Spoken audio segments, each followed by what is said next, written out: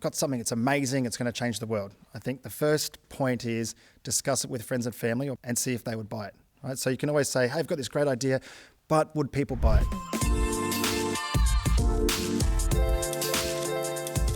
My name's Ben Doolan. I run a business consulting firm, so I help business owners become more profitable, scale, and give them back more time. My day-to-day, I run that business, but I've got some passion projects on the side that are apps, one of which is called My Charity Change that helps charities to fundraise across Australia. Some other interests in psychedelics and pharmaceutical companies, and then I've got a few other businesses that I've got my finger in on the side as well. Yeah, cool. So before I start, I guess, this podcast, I send every guest an email. And the email has on it a question. And the question is, if you got someone to do a TED Talk, so I said, Ben, it's your lucky day. You get to promote your business. You get to do a TED Talk, and we're going to get you to speak predominantly to men. What is it based off your life experience and your passion that you can sort of combine together to be able to bring out and share with the men that are listening? And your passion was especially around startup business.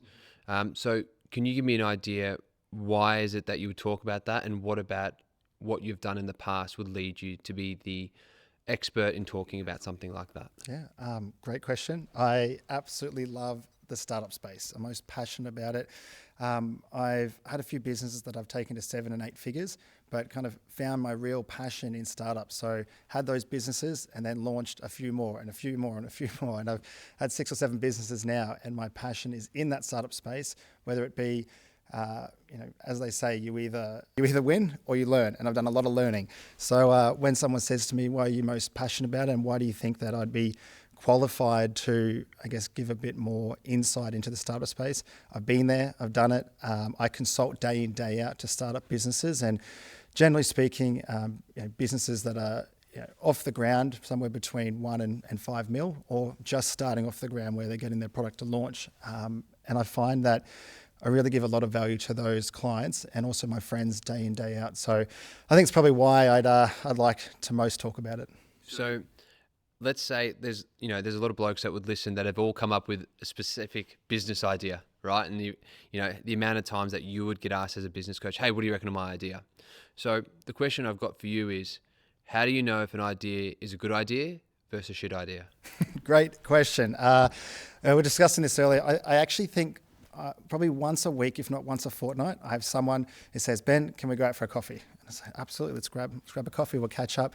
And they pitch their business idea. And the business idea could be from starting a new tech startup to launching their own gym to doing whatever it might be. And this is the debate, which I'm sure we'll discuss later on, whether it's a passion project and they should do it versus how much money they can make and their current financial situation. But the easiest piece of advice I always give to my friends, family, colleagues, people just randomly reach out. I say to them, have you heard of anyone else doing the business? Is it novel? Is it new? Is it innovative? And they say, yep, I'm the only one doing it. I say, have you heard of anyone doing it? And if they say, no, I haven't heard of anyone doing it, even if there's someone else who's doing it, who you might not know in another country, in Holland or Germany, whatever it might be, whether it's Australian business or international, if you can't answer that question with, yes, someone else is doing it, then whoever else in the market is out there isn't doing a good enough job. So I say to them, go back and ask your friends. If you can get 5 people who haven't heard of that business idea or that concept, or it's novel and it's innovative to them as well, then you've got something to work with. So I would say, look, find out if someone else is doing it for obviously intellectual property and copyright purposes. If there's not anyone doing it effectively, then I say, look, give it a spin. There's no harm in doing it. If it's something that's not novel, say it might be opening a gym and it's more to do with a passion project, it's more about the financial forecasting, and if they can create the structure that allows them to do that both financially and move forward with that. Yeah, cool. So there's 2 trains of thought then. One is the whole idea that you've come up with something novel, and one is that you've got a passion that you'd like to do that already exists out there in the market. And I guess they're 2 different strategies that you would go about it. So I'd love to pick your brain, because obviously I have in the past as mates around certain business concepts and ideas, so that hopefully our conversation can translate into whoever's listening. So let's say you come up with a completely novel idea and you go, wow, all right, this seems pretty bloody good to me. I want to get this started off the ground, but I know for this to make money, like all these things need to happen. Where is ground zero for someone to start? Like, is it I need to do a business plan and I need to do, I need to get like an ASIC registration, or is it like, no, you need to qualify it by going to, 10 people, like you said, and saying, would you buy this product? Like, how do we actually get a product that is not out there from infancy to like its first few steps? Yeah, great question. I think first point is just qualifying the business idea with friends and family. Okay, so let's just say you have a novel product or a novel idea, and you sit there and you think, I've got something that's amazing, it's going to change the world. I think the first point is discuss it with friends and family or people in similar demographics or segments to yourself, and see if they would buy it.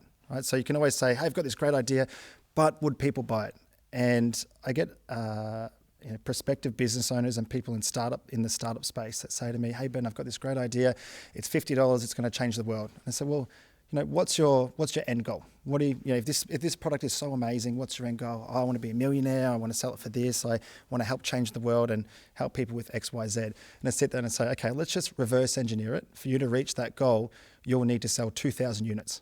And then if we break that down, and that's over the course of a year, let's break it down and say you need to sell, let's roughly say 50, 40, whatever it might be. Let's just say 100 units a week. It's really hard to sell 100 units of anything. This market, in the current market space, it's difficult, to kind of sell anything, let alone something that's new, that's not proven, that's novel, that people don't know about. So first point, talk with friends and see if there's an appetite for the product or the business that you're looking to do.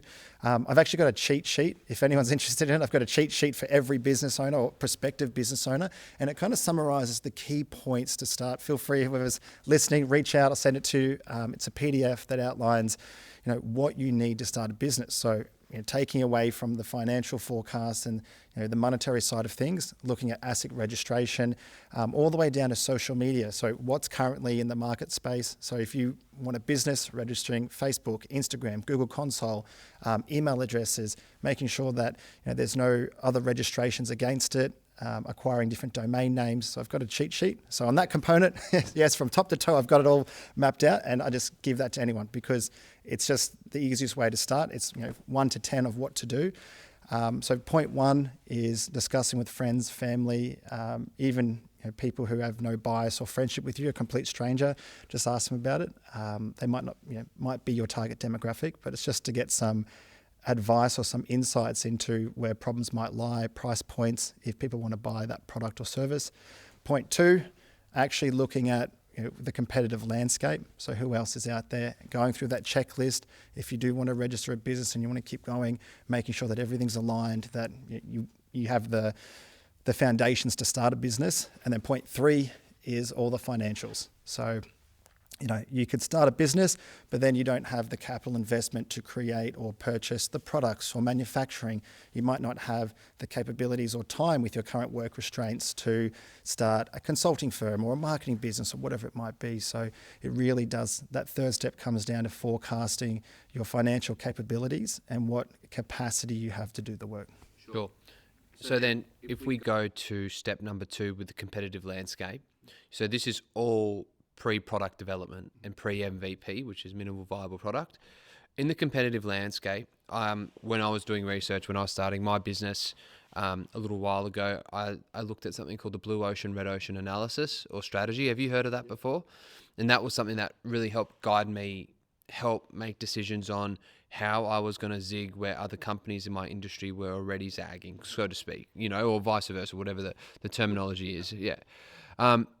When you're looking at competitive landscape, you got SWOT analysis, red ocean versus blue ocean. What is it that you look at using as a framework to potentially help someone navigate through their product concept or idea? Yeah.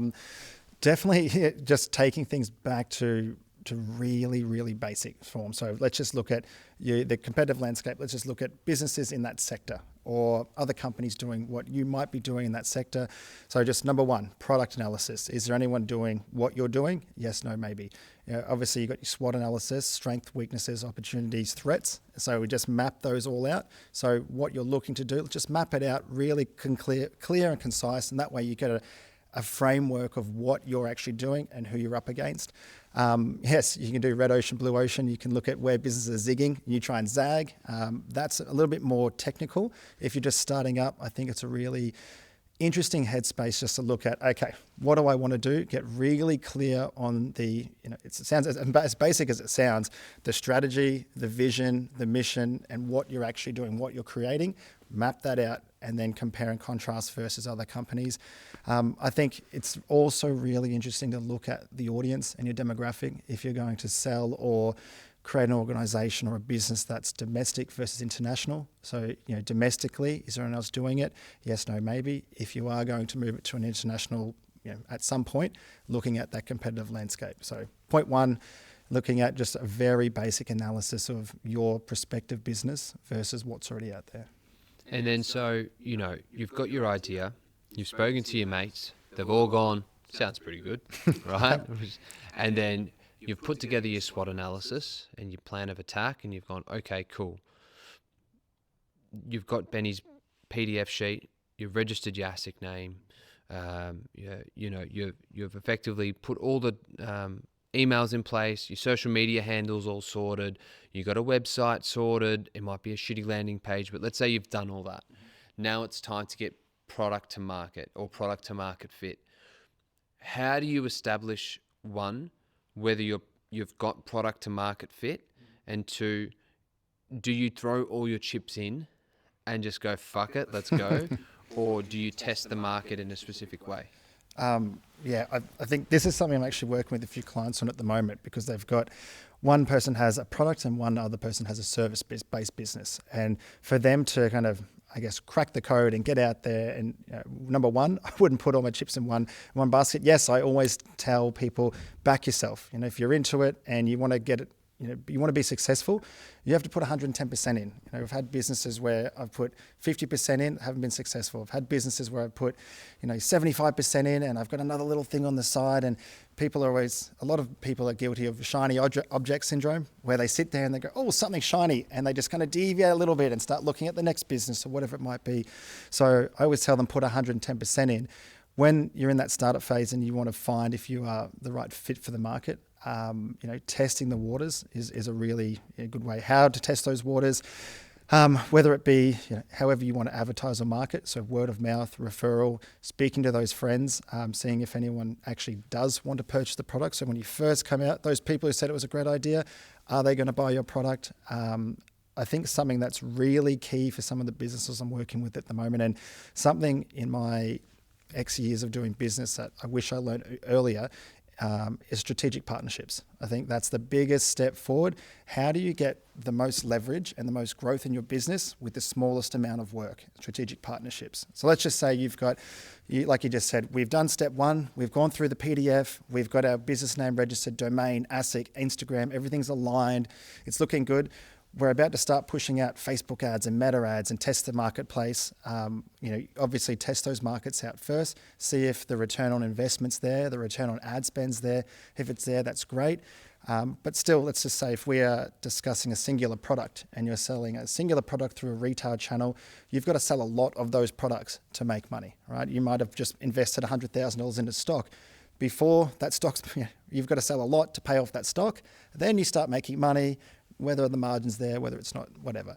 But strategic partnerships, I always speak to my clients about creating a pitch deck. So you've done all this work, you've got this great product, let's try and find strategic partners that might be able to facilitate more significant growth. So coming out to a large retail chain and connecting with the CEO or the head of procurement or whatever it might be, discussing with them a partnership opportunity and moving forward instead of the daily grind of selling one product through Meta or Facebook ads or whatever it might be, going out to the larger fish and saying, hey guys, look, we've got this product, we've got an opportunity for you to partner with us whilst we're kicking off. And moving forward, I think that's a really simplified way to start a business off and to get some runs on the board quickly. So then when you're creating strategic partnerships at the very beginning of your business, there's a high chance that that person goes, well, what's in it for me? Mm-hmm. So how do you create perceived value in a company when you're not generating any income? So as a strategic partner coming on board, value, financial value, there's we put together a bit of a pack where it'll be the value add for any relationship. So whether it be romantically, it's all about the value you bring to that person. If it's business, you know all about that, romantic value add. But the value add and the proposition that you bring to the table isn't just financial. There's a range of different things there. It might be, if we're going to partner with someone, it might be educating their team on X, Y, Z. If you're a professional, you're passionate, it might be bringing them into your community. It might be engaging them on a monthly calendar where you come in and give insightful talks to their team. So there's a range of different things to add value. If you're passionate about it, if your key skills are in that area, then you can always find a niche that will, accept the value and want to take it on board. I like that because a lot of the people that you might want to be a strategic partner with, right? You perceive them as having, it may be, the best manufacturing sort of utility, or it might be that they've got the greatest capacity to produce your product, or it might be they've got a certain audience that you want to market to. But then if you've developed either your own community or your own knowledge or skill set that you can help give back, you have different ways of being able to add value. And I think that's really important when it comes to any sort of business, is be able to give and receive value. So why do people that get started with steps 1 and 2 never follow through? What are some of the pitfalls that you've seen sort of get in people's way? And what are some of the ways that, if we're an entrepreneurial mindset, can we sort of overcome them before they come into our play? Yeah, there's heaps. You could write a whole book on the pitfalls of people after reaching step 1 and 2. I'm not sure of the analysis. I think it's from the Australian Bureau of Statistics, but something along the lines of 2/3 of businesses will fail in the first year. Just under 60% of Australian businesses fail within 2 years, I think is the actual, don't quote me on it. I just did light reading and it's popped up. But with that in mind, there's so many different things. You reach this step 1, step 2, where you're all guns blazing, and then people, there's 2 things that I really hammer home with people when they get to that stage. One is strategy, and number 2 is identifying the ideal client. So when someone says to me, okay, I want to make $1 million this year, and I go, okay, that's cool. How much do you make so far? We made 20,000. We did this. And I said, who's your biggest customer or your biggest client right now? How much were they worth to you? Oh, they're worth $50,000. Okay, perfect. How do we find another 10 of those? How do we find another 20 of those? How do we find another 40 of those? What did you do to attract that person or that group or that business to work with you? Are there more of those out there? So number 1, let's identify our ideal client, because as you said, when they get to that step 1 and step 2 and people go, what do I do now? What am I going? Where am I going? And they get lost. They're working so hard in the business, they can't take a step back and work on the business. And that's why I work with a lot of business owners, and I come in and say, let's just take a step back. Let's look at how we got that ideal client, and let's just get 20 of those. Let's get more of those. We'll get you to $1 million. And they go, oh, okay. And I said, each week, I just need you to get 1 of those. That's it. You got 5 days, and I just want you to reach out, connect with as many of those opportunities as you can. And then point 2 is strategy. How do we strategically meet those people? How do we engage them? How do we attract them? How do we convert? What's the process that works for us? And how do we replicate what got us the first client? So, and coming back to your question, what do they do after stage 1 and stage 2 to make sure that they don't fall at that point? It's really about aligning a strategy. Even if there's no strategy right now, if there's nothing that's working, it's let's just take a step back. Who's our ideal client? How do we make sure that we engage them really effectively? How do we make sure that they know who we are? And then re-strategize to make sure we're having those conversations with the decision makers. Once we start having those conversations, what's our strategy once again to make sure that we engage them well, we convert them well, and we do what we say we're going to do. So up until this point, we've started off with concept, and we've moved from concept to speaking to friends and family, getting a little bit of an understanding around your visions, missions, and values of why the company exists, to then identifying who your potential target audience is and testing the market at a low level, so that you're going 110% in, but you're not necessarily investing 110% of your assets. Right. You get to a stage where you've got some feedback, you've hopefully gone through some of the pitfalls, which is all part of business, and then you realize that the amount of time you're putting in generally doesn't equate to the result in, I guess, financial reward. And this is where a lot of businesses start to go, is it really worth it to stick it through? and what you've said effectively is, well, how can we capitalize on our ideal client? It all sounds pretty relatively easy if you do it like that, right? Yeah. That's not fucking business. Yeah. So I know with your own story and with your own businesses, you've gone through the ups and downs and the full array of business. So I'd love to know how it all started out for you. When did it start out in terms of your own business journey, so people can have an understanding of a real life case scenario that played out? Yeah, sure. You know what? That's very valid. It isn't as straightforward. I make it sound, oh, it's so straightforward. Anyone can do it, you know. But it is difficult. And I've definitely, you know, as I said before, you either win or you learn. I've done a lot of learning. I've had a few businesses, some that have done very well, some that have done not so well. Like I said, done a lot of learning. But business one was a health food company. It was called 5.4. I started it in the mid, 2013, 14, 15. And I found a gap in the market. I was doing health science at university and helping professional athletes with their diets. And I just said, I want you guys to eat this. And I just wanted to be the top of the top of the top in nutrition. And these athletes just weren't eating the food. So I said, I'm so sick of this. I'm going to start cooking your food for you. And I started cooking meals for people, for professional athletes, Commonwealth Games athletes, some Olympic athletes. And what do you know? They started performing better and better and better. And then their friends said, what's going on? Are these guys taking some stuff? And they said, oh, this guy, Ben, he just cooks my food. And then in the space of a month, in the space of 2 months, I was cooking 900 meals in my kitchen on a weekend. Wow. And at the point, I wasn't a great cook. I became a very efficient cook. But then, you know, it kind of grew and grew, and people, in the Queensland Athletics and a few other people in the AIS were kind of like, hey, can you do meals for us? I said, this idea's got legs. And coming back to that point before where, you know, do you test the water? Do you see how it goes before you invest all this time and energy and finance into it? I did that without knowing it. And I said, right, just cooking from my own kitchen. There was no financial outlay. I used to hire a wicked van and go to Coles. I didn't have a car big enough for it. And I'd have 4 trolleys worth of food. And I would just fill this wicked van up with it. I'd cook from Friday to Sunday. I'd probably sleep maybe 5 hours. Monday morning, I'd just use that wicked van and I'd box up all the meals and drive them out.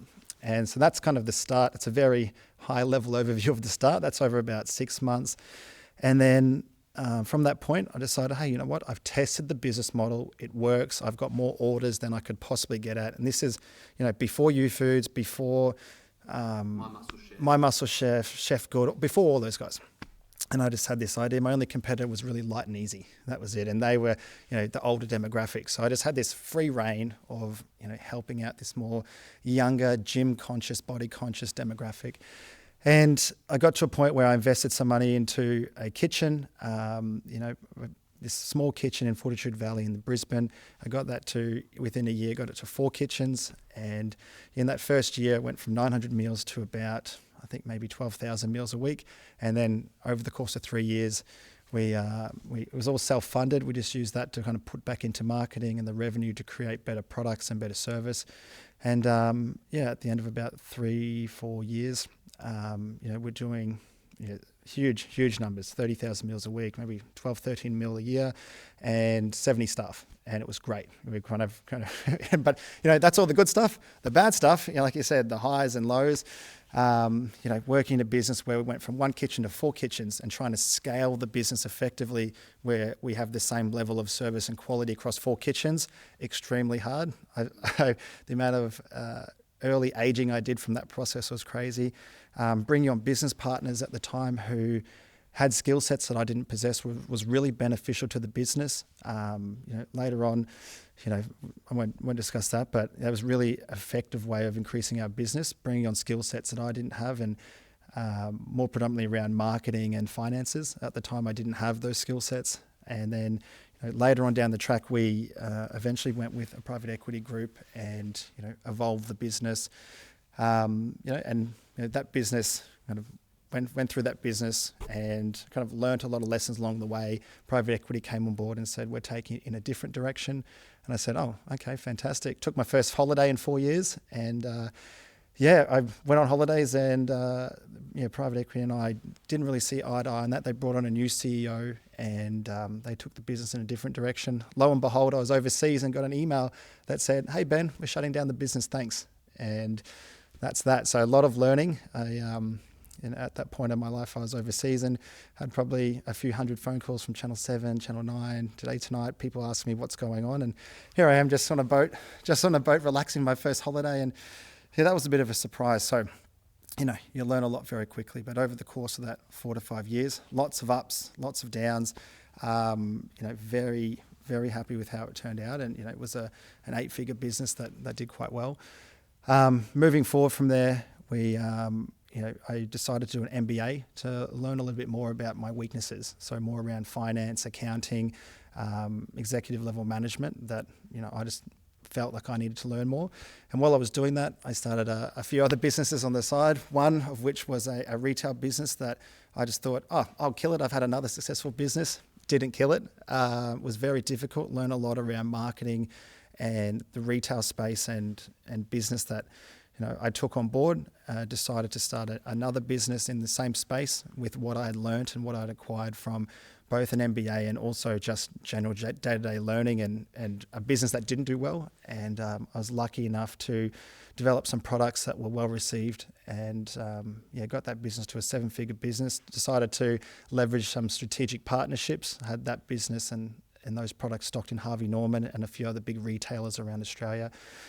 And then, sold that business, moved on to some business consulting. Once again, was kind of back in the startup phase with some other businesses, helping them to convert to scale and become more profitable. And some of those businesses did quite well.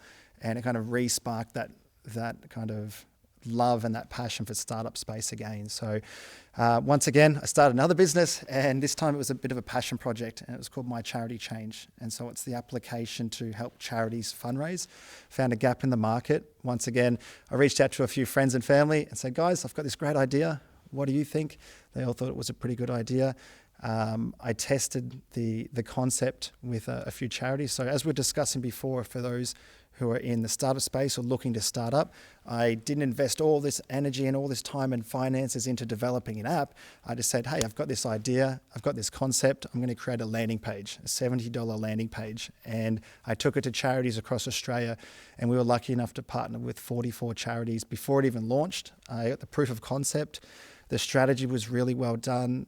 The execution and my ideal client, I had them all ready to go. I put what I'd learnt into practice, and within 6 months we had charities that turn over $1 billion on our app and on our platform.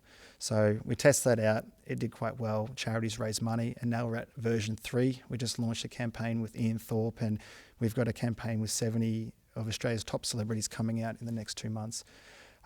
So that's kind of what's the progression of business. And then once again, that application hasn't taken up all of my time. I'm still the CEO of that business. It's progressive. Our marketing is both onshore and offshore. It's still managing people, but I love the startup space. So back into business consulting, and the clients I've got on right now are kind of keeping that spark alive.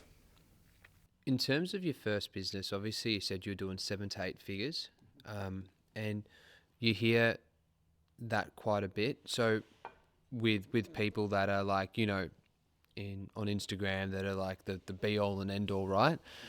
How do you know I'll rephrase the question. What are the markers that are you looking for to be able to determine whether a 7 to 8 figure business is really like a successful business? Like, is it their net profit? Is it their overheads? Is it their, what do you look at in terms of cash flow, finances, to be able to determine whether a business generating 7 to 8 figures in revenue is actually a very equitable business? Good question. We're just going to move from startup to 7, 8 figures. Well, in saying that, cash is king. So cash flow, number one, numero uno, cash flow. We look at the business cash flow. So cash flow, obviously profitability, margins. We look at the history and what's forecasted, and market analysis to see if it actually is, a business worth investing in and continuing. Because we can look at, hey, great, this business is doing really well.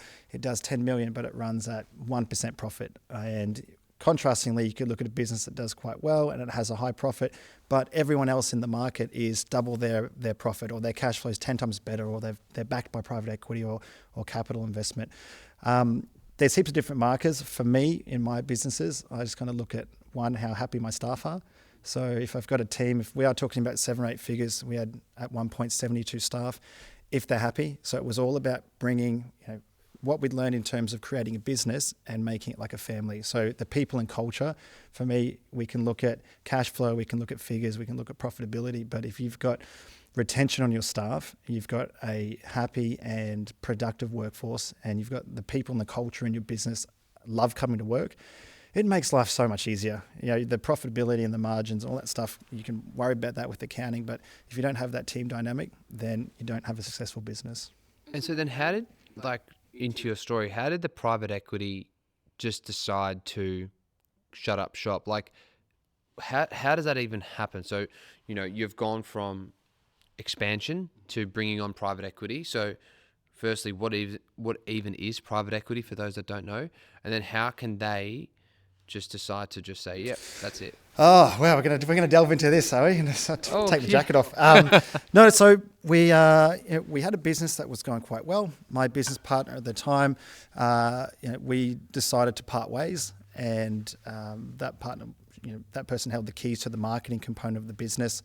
I didn't want to move to private equity. We ended up moving with private equity. So that's so cool. Private equity group, a firm that will invest into businesses to increase the valuation of the business so that's more successful. So they look for businesses that are doing well, that have huge potential that they can invest in. So acquiring equity in the business, whatever means of form that might be, whether it's financial investment or sweat equity, whatever it might be. They want to put money in so that you do better in a really simplified form. And in saying that, they will purchase equity from the business owners. So myself and my business partner, we sold off equity. We took money for equity in the business, and then they put additional funds into the business so that we would project our growth.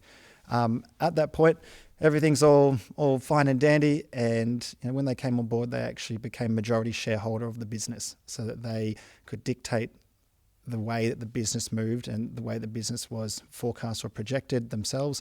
I sat in the board as a non-executive board member, just a shareholder in the business, and they decided to take the business in a different direction. At the time, we were direct to consumer, so we're kind of, like the My Muscle Chef and the U-Foods, where it just comes direct to consumers. The group we work with wanted to take it and put it into all the gyms Australia-wide. What wasn't planned out very well is that was a huge amount of capital to put in, because it's freezers into thousands of gyms around Australia, it's deliveries, it's extra meals, additional content and stress on the kitchens. And for us, I was overseas kind of when this all kind of came about, but it didn't yield the return on investment that they'd hoped. And private equity, if one thing I'm not going to go into it, but it's one thing that I will divulge, is that they're very cutthroat. And I was not warned, I was just told, hey, it's a very cutthroat industry. They expect a certain level of return on their investment, as everyone does, I'm sure. And the investment wasn't there for them. So they just said, hey, you know what? We put enough time and energy into this. We aren't going to move any further. And so it's very cutthroat where, I'd run this business for 4 years and handed over the keys and handed over my majority shareholder status. And then they held the power where I didn't have the voice to push back anymore. I didn't have the legal precedence to be able to do it. So I returned to Australia with a business that had been put into receivership. Yeah, and so then how does someone that goes through that level of stress and pressure, because I know you're a pretty stoic dude, you have worked through a lot, but then how do you get yourself back up to go again and again and again? What about your upbringing? What about your, your DNA allows you to do that? Because I've also started up a few businesses. I've learnt a lot. Let's say that. Yeah. Right. So what is it inside of you that allows you to do it? Because a lot of people think, I've just got to give this one idea a go, and this is going to be the one, and it's going to fucking click. And if it doesn't click, that's me done. Whereas you've done a few. So what drives you to keep going? There's one thing my partner and I always say, and this is whenever I get down in the dumps, and everyone gets down in the dumps, or things aren't working, and it's more particular around that period of my life, we sit there and I just always come back to, if it was easy, everyone would do it, right? If it was easy to be a millionaire and have super successful 10-figure businesses, everyone would be doing it right now. It's not easy. I may have paraphrased how highlighted how simplistic it was at the start. It's not easy, but I guess getting through it and in the DNA. I've got a twin brother who's a medical doctor, so I've got to compete with that. And that's always great at family Christmas. I've got a doctor and some schmuck who's doing some business. But in saying that, my brother and I are very competitive. So growing up, being identical twins, we're both very competitive in sport and very competitive academically. So he's kind of the person that I lean on when I say, I just returned from Australia and I've got a Channel 7 at the airport trying to interview me. And that's a bit of a shock. Like, do you want to comment? And just a bit of a shock, And I had a business section. It was a caricature of myself in the Courier Mail business section. So that was fun to see that. So kind of having all this negative portrayal of myself when I hadn't been involved in the business for 9 months was a bit of a shock. So coming back to the DNA, I called my brother and he's like, man, it's all right. Like, you're going to wake up tomorrow, you're going to start something else. It'll be fine. You've been there, and I've been going through those ups and downs in that business. It really toughens your skin. It thickens the skin up, and it makes you very resilient. When you've been, back in the day when I had those kitchens and things aren't working and I have to go back into driving delivery trucks at night to get things out because there's been crashes or, food that's gone off. And we have Queensland Health come in to inspect the next day and we've got 6 ton of chicken that has E. coli and we have to throw it all out. There's so many things you manage that help you to navigate things later on in life. So now when I look at businesses, and someone says, this has happened and the risk of this happened and the consequence of this is X, Y, Z. I sit there and I go, well, I've navigated some pretty big problems. And now when I have issues in current businesses, I kind of look back on it and going through those, those very, those very impactful experiences, it helps me to, move forward. You mentioned something earlier in the podcast around starting a business you're passionate about. And, I've always had an idea that when you're starting business, like, you need to have some fundamental idea around the actual landscape of the business. So whether that's skill set or talent within the sector. So how do you then go about going, well, I like helping the kids out or I like wanting to deal with charities, but how do you know whether you should actually pursue that or not? Because, a lot of people will just go, yeah, I want to create this cool thing because I'm passionate about it. But realistically, if they were awake, they probably would never have a go at that in the first place. I don't know. Does that make sense? Yeah. Well, it's the question, isn't it? The saying is, if you're passionate about something, you'll never work a day in your life, right? If you do what you're passionate about, you never have to work. I call bullshit on that because if you've got to work, work's work, right? Job's called a job for a reason. It does help if you're passionate about it. Whenever someone says to me, hey, you know what, I'm going to go do this business, I'm going to get involved and I'm going to give it a red hot crack. And I say, are you passionate about it? I'm like, not really, but I love making money, right? I get that a lot. I say, are you truly passionate about it? Do you really want to make cardboard boxes? Like, yeah, I'm really passionate about cardboard boxes. I'm like, oh, fantastic. That's great. But, if there's one side of the coin, which is passion, and the other side is, you've got to be a realist. You sit there and go, right, is this going to, can I do this passion and can I still have the financial capacity to live the life that I want to live? Is this going to drain me of everything I've got? Will this put stress on my family? Am I going to be able to put food on the table? There's 2 different sides to it. Whereas you got people who are just worried about the finance and they're not passionate about it. And they sit there and, they might make money, but they're not happy going to work every day. So it's a real fine line of finding that passion and finding something that, will provide for your family in your future. It's interesting around that because I know with my podiatry, right? So, I mean, dealing with people's feet and legs isn't exactly the sexiest profession. You're a toe guy, I get it. So, but I've become more passionate about it over time. One, because my competency has increased. So, from a first-year student to now having almost done it for 15 years, your level of capacity and ability to deal with any situation changes. So then all of a sudden, the stress and anxiety behind trying to treat patients isn't there anymore. And then also, you're able to show up as yourself a lot easier because you don't give a shit because you know how to work around a situation. So I think there's something to be said around that as well, is that passion can develop with project. You just need to be able to do it for long enough on the basis that, you have some care about it. And it might not even be the actual task of doing it, but it might be how all your staff members are. Like you said at the very beginning, you're passionate about seeing them all do well, get enough money to support their families. That brings a good environment into the workplace, and then you're passionate about keeping that ecosystem potentially. In terms of keeping the passion within companies, you said at the very beginning, vision, mission, and values. And one of the final things I want to speak about is how we can craft that. It's not easy to just go, this is the vision of the business and this is the mission.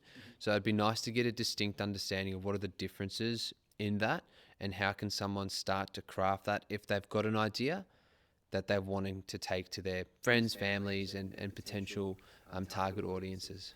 Well, inside, I always get people to start with their values. I say, what are your values as a person? What do you value? We usually have a little cheat sheet where we'll have on there, we might have professionalism, we might have outcome, we might have happiness, like all these different values, just general values for each individual person.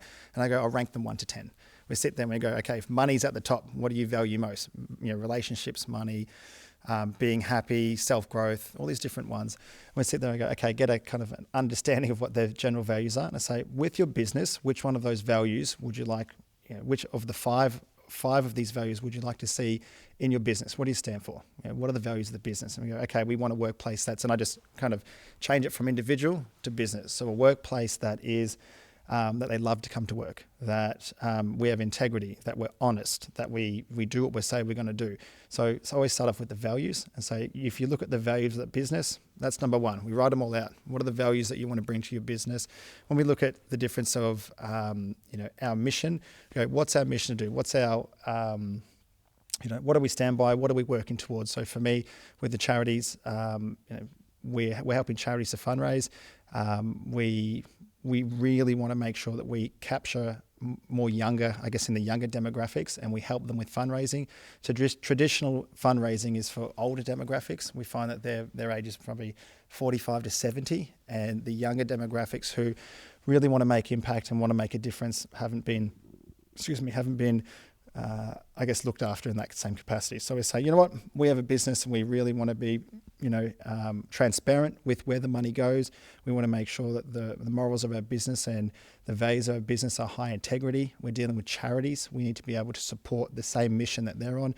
When we look at our mission, it's to support the goals of our charities and make sure that Australia, everyone can contribute to fundraising in Australia. So, and then when we look at other components of business, and particularly for startup, we start with our values, our mission, and then it kind of diversifies after that. If you want more than that, you can go through it. But I think values and mission is a really good way just to start off and just move it from your personal values and your personal mission into a business context.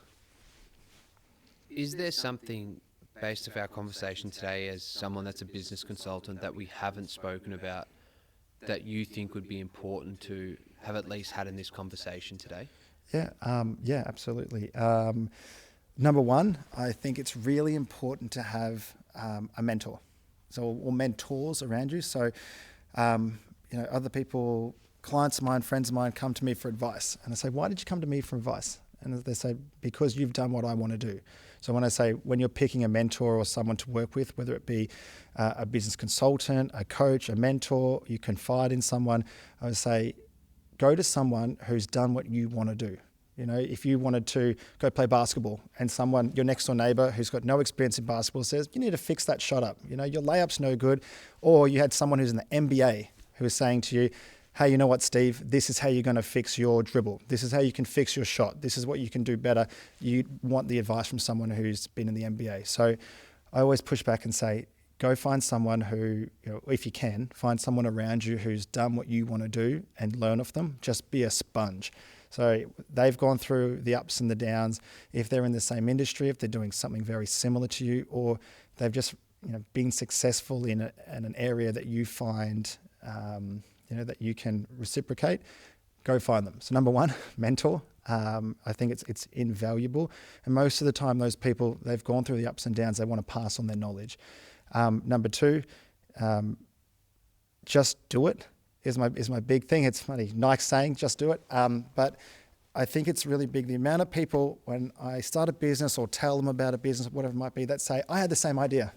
And now that business is worth $1 billion. And I sit there and I go, but you didn't do it. You know, I had the same idea to start the same podiatry firm as you, Steve. I was going to do that. I'm a podiatrist, so I was going to do that, and I was going to be successful, but they didn't do it. I said, you know, time is so valuable, and the fact that you've got an idea, once again, you come back to if you've never heard of anyone else doing it, they're not doing a good enough job. So get yourself out there. The worst that can happen is it doesn't succeed, it doesn't do well, your passion project or whatever it might be isn't 100% success, that's fine. You know, lots of things don't work out. You can go back to what you're doing, or you could do it on the side and continue, you know, being passionate about it. But I get lots of people that say, I had the same idea, or I was going to do that. Just do it. Just pull your finger out, get it done on the weekends, get it done when you come home from work, eat dinner, sit there, do some research. You know, like we said, with those little start-off points, do some market research, check and see if there's a niche for it, test it with some of your friends before you invest all this time and energy into it, or put the finances behind huge stock and inventory and just see if there's a market for it. Speak to potential strategic partners and say, look, I'm going to do this. Would you like to be involved? Gauge if there's an audience for it, if there's the capacity and the appetite to, you know, take this to the next level and actually invest the time and energy into it properly, and then actually do it. They're great. I think mentorship's really important because you can have that in any aspect of life. And then just doing the bloody thing, like I can say with the podcast, you know, it took a long time to plan and work around it, but then when you do it, you get real-time feedback. And when you get real-time feedback, it's generally feedback you didn't bloody think about in the first place, or your friends didn't think about. And then you're like, fuck, I got to iterate quickly. But that only happens if you do it. It doesn't happen if you just plan for ever and ever and ever. Mate, I want to thank you for coming on. For those that want to touch base with you, whether it's through my charity change or your personal business consulting, how can they find you? Consulting is the BD Consultants. So Instagram. Actually, if you want, for those business owners, and I'm not sure when this goes live, but we've actually just launched a business health check. So in the next week or so, we'll launch a business health check. It's actually derived from the top 500 questions for businesses around strategy, structure, systems, people, culture, finances, operations. I think I did well to remember them. But what is it? The 400 questions down to the top, I think it's about 90 questions. It takes 10 minutes, but it helps business owners to understand the weaknesses and where they're doing well with their businesses. So that's on thebdconsultants.com. So you can check that. It's free. You can just at least see where your business is, how it's performing, and whether it's performing well or poorly. If there's anyone who's interested in the charity space, it's My Charity Change. Whether you want to jump on the Instagram, Facebook, there's bloody everything on there. Give Thorpe his video a like. It's on there. It's on there right now. But yeah, you can reach out, and obviously personal as well. Awesome. Thanks, brother. No worries. Thanks very much. Man.